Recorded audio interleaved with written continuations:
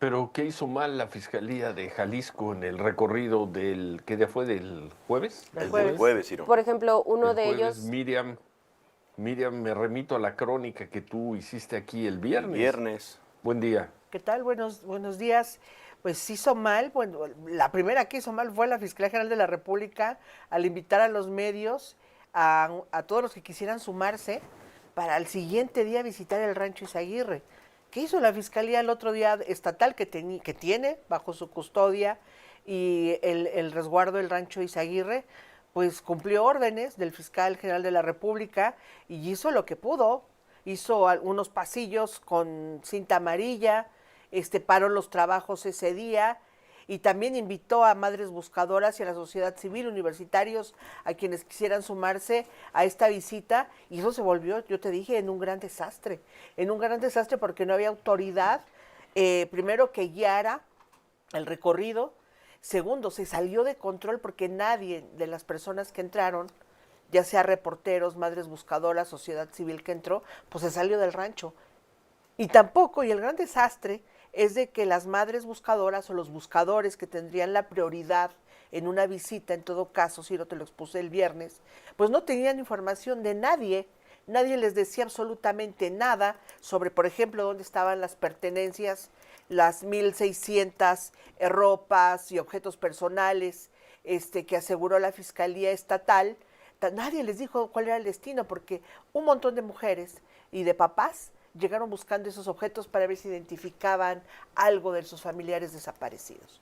No había quien les orientara al respecto. No había nadie que les orientara sobre dónde estaban las excavaciones y cuántas excavaciones se harían, cuántos lugares que serían posibles fosas clandestinas u hornos de tierra, como lo que son hornos de tierra, y estarían explorando en los próximos días. Cero información, tanto de la Fiscalía General de la República, tanto de la Fiscalía Estatal. Te dije, en un momento habíamos alrededor de 200 personas, tanto visitantes como personal de ambas fiscalías, de la policía, de la Comisión Nacional de Derechos Humanos, de la Comisión Nacional de Búsqueda, todos ahí, y sí, efectivamente, pasando sobre el acordonamiento amarillo, sobre todo en el único lugar de sombra que había en el rancho, que es este famoso bodegón, este bodegón que hemos visto 1,001 veces, donde estaba la ropa, donde encontraron la ropa regada, donde había este altar a la Santa Muerte.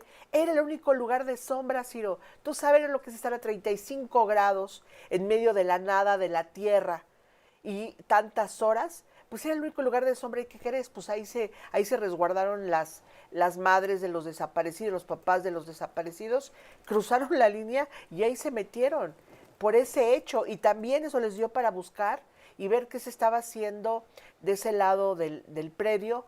Obviamente la idea para ellos es que se había ocultado, al no encontrar los indicios, las prendas, pues obviamente de que se estaba ocultando por los indicios del rancho Izaguirre, y como también estaban algunas de las fosas que se descubrieron inicialmente el 5 de marzo por el colectivo Guerreros que buscaban desaparecidos de Jalisco, estas fosas que ellos descubrieron, que las vimos en estos videos de cómo van sacando pedacitos de huesos, dicen que eso ya estaba cubierto y no estaba señalado.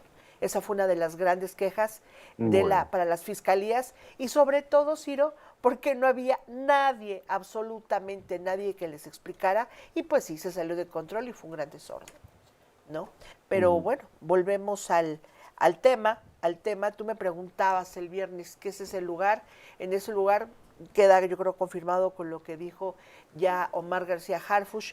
Ese lugar, aunque decía ser un rancho, tenía, decía Rancho Izaguirre en su portón, no se veía, no había indicio alguno de que en ese lugar se hubiera desarrollado actividad ganadera o agrícola. No hay ningún indicio.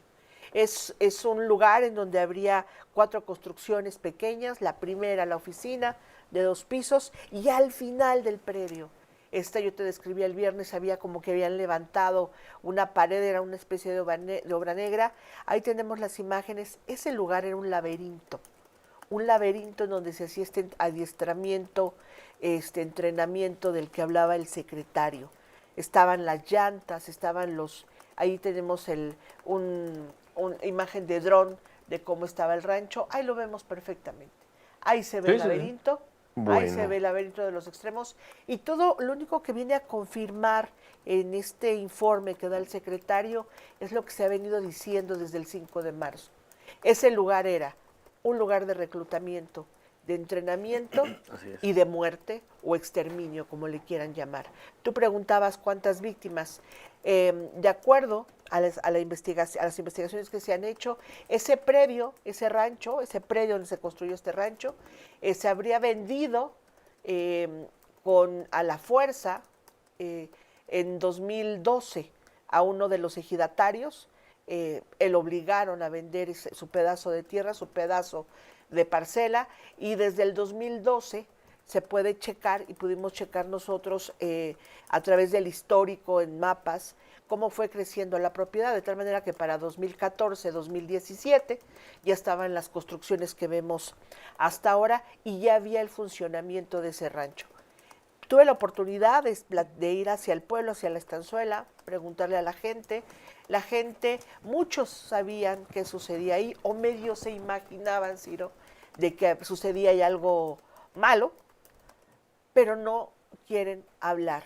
Ellos hablan de que sí, ese rancho pertenecía al ejido y luego se quedó en manos de particulares y ya nadie preguntaba nada, porque como vimos por la narración del mismo secretario, el control de esta organización criminal en Jalisco y en esta zona, pues es total y plena. Los y un policías, ejemplo más, un ejemplo más, un los ejemplo más. policías, por ejemplo, que Vamos, fueron detenidos, vamos a dejar el rancho Izaguirre y vamos al espacio, a lo que es esa zona, esa región, esa comunidad. Otra vez, regiones controladas y por el dominadas narco. por los grupos criminales. Quizá cada tanto pasaba por ahí una patrulla de la Policía Estatal Municipal, de la Guardia Nacional, del Ejército, pero quienes mandaban ahí eran los criminales.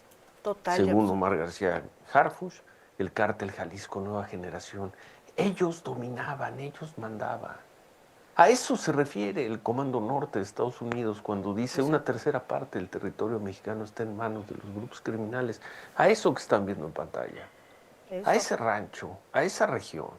El rancho como se llame, en este caso Izaguirre, esta región como se llame, la región de Teuchitlán, en Jalisco, esta parte de un estado, el que sea del país, en este caso el estado de Jalisco, controlado por los grupos criminales. En ciertas zonas para apoderarse de las casas, en otras para apoderarse de la actividad económica, en otras, y yo diría, y con todo respeto para las víctimas, para algo menor, como sería tener pues una instalación de 1 hectárea, Miriam, De una hectárea aproximadamente, es sí. decir, es una instalación pequeña, poco más grande que un campo de fútbol. Vimos las imágenes para que, a mí me parece demasiado pequeño, para que al mismo tiempo fuera adiestramiento y ejecución, pero bueno. Y ahí está, uno más. ¿Cuántos así hay en el país? Por eso la pregunta, y perdón, nosotros la hicimos, Manuel, desde hace 2 lunes. Y Dijimos, ¿cuántos centros de exterminio hay en el país? ahí en el país. ¿O cuántas personas fueron exterminadas o asesinadas, ultimadas, masacradas, matadas? Pongan el término que quieran. Ahí, ¿cuántas? ¿Y durante cuánto tiempo? Y una vez más, ahí se ve la política criminal que aplicó el gobierno mexicano en tiempos de López Obrador, ¿no? La población queda a su suerte, a la mano de Dios, porque el Estado mexicano no quiere protegerlos, no es que no pudieran, ya vimos cuando se mueve el Estado lo que puede hacer. Pero cuando la instrucción es no se metan con ellos, ahí están las consecuencias. Ahí están los saldos del mejor presidente de la historia, de López Obrador Manuel, de los años del mejor presidente. Eso dice, ¿no? Eso dice la presidenta Sheinbaum, el mejor presidente de la historia. Ahí está. Ese es el país. Ese es el país. Que no empezó en el 2018, no, que eso ya existía antes, sí. Que nunca se vivió una situación tan grave como entre el 2018 y el 2024, yo pienso que nunca se vivió algo así. Nunca, en la historia de México, nunca, nunca, jamás. Y ahí están los saltos, Manuel. Es correcto, Ciro. Y dice todavía la presidenta, aún más hace muy poquito, ya dejen en paz al expresidente López Obrador. No, pues ¿por no, qué? pienso que es una frase No, desafortunada de ¿por parte qué? de la presidenta Pregúntenle a Sheinbaum. los familiares de las víctimas, pregúntenle a la Correcto. gente afectada, pregúntenle al señor que le robaron al hijo o a la hija o le quitaron las tierras, o a los zacatecanos que los expulsaron de sus pueblos. Ya dejen en paz a López Obrador. Una política criminal. Hay política criminal por las decisiones de un Estado de masacrar a una población. Y hay una política criminal por omisión, por inacción, por desamparo. Esa fue la política de López Obrador. Crimen por inacción, crimen por desamparo. Déjenlo en paz. Bueno, pues déjenlo en paz ahí en la 4T y en el gobierno y en Palacio Nacional. No veo por qué los reporteros tengan que dejar en Hacerle paz caso, ¿no? cuando la nota, desde hace 2 semanas, la nota dominante, que incluso, Manuel, con una fuerza tal que desplazó a Donald Trump y al tema de Estados pero Unidos. lo desapareció, Ciro. Pero además lo mandó a la nada. A la Sí. nada, Donald Trump Ciro, a lo la nada. desapareció. ¿Qué vamos a dejar? ¿Qué es Teuchitlán? Teuchitlán es López Obrador. En Palacio Nacional quieren desviar, quieren decir Teuchitlán, pues Jalisco. Perfecto. Jalisco también, hasta donde entiendo, corríjanme si no hay en la mesa, es parte de la Federación Sí, señor. Mexicana. Y hasta donde entiendo, el presidente gobierna también Jalisco. el Estado de Jalisco Sí, señor. y tiene responsabilidades sobre el Estado de Jalisco. Sí, señor. Entonces esto de que fue la Fiscalía de Jalisco, el gobierno de Jalisco y el gobierno federal. En fin. Yo quiero hacer una pregunta, Ciro, porque sé que también Sofía tiene información de la mañanera. Nada más antes de ir a la pausa, Miriam, ¿este señor Lastra viene reflejado en alguna de estas libretas de las que nos has estado hablando? Para allá iba el José Gregorio Lastra, que es este detenido. El detenido en Coajimalpa, que era el Ciudad de México. reclutador del que hablaba Omar García Harfuch. Él aparece referido en las libretas que encontraron las buscadoras el 5 de marzo. Ahí está. ¿Te acuerdas que te hablaba del listado tanto de reclutados? Ahí Sí, está. pero bueno. Y él funcionaba como comandante. Está ubicado en 3 de las Está bien, listas Miriam. como el responsable. ¿De cuántos bien. pueden ser estas listas? Muy bien. Porque y si se habla... no era este señor, era otro, Miriam. Sí, sí, Miriam, el y si que no sea, era pero otro, digamos, y las si no pruebas era que... otro. Las Sí. pruebas que tiene la Fiscalía y la autoridad justo para dar con él también vienen Pero vamos un de poquito estas, más de arriba, ¿no? estas Vamos a preguntar listados. cuántos centros así hay en el país, cuánta gente se ejecutó ahí. Y no si era el señor Lastra o el señor Costra o el señor Nuestra. ¿Cuál es la diferencia? ¿Cuál es la diferencia, Miriam? ¿Cuál es? ¿Cuál es? Entre este y el patrón y el plumas y el no sé qué. ¿Cuál es la diferencia entre ellos? ¿Cuál es? No habría No nos diferencia, pudiera perdamos, ser no nos cualquiera, perdamos en pudiera eso, ser no, cualquiera, no, pero no en va- este bueno, programa. vaya, es un dato que yo te doy relacionado cómo llega la investigación y cómo perdamos llegan en a este sujeto que era uno de los de los reclutadores y que hacían entrenamiento ahí del personal. Un dato, Ciro, es el que te estoy dando. Qué bueno, ya lo detuvieron y suponemos que sí era él. Y veo, ¿cuántos hay? ¿Cuántos Lastras hay nada más en esa región de Jalisco? No, son ¿Cuántos? muchos. No, Y muchísimos póngales más. el apodo que quieran. ¿Cuántos hay?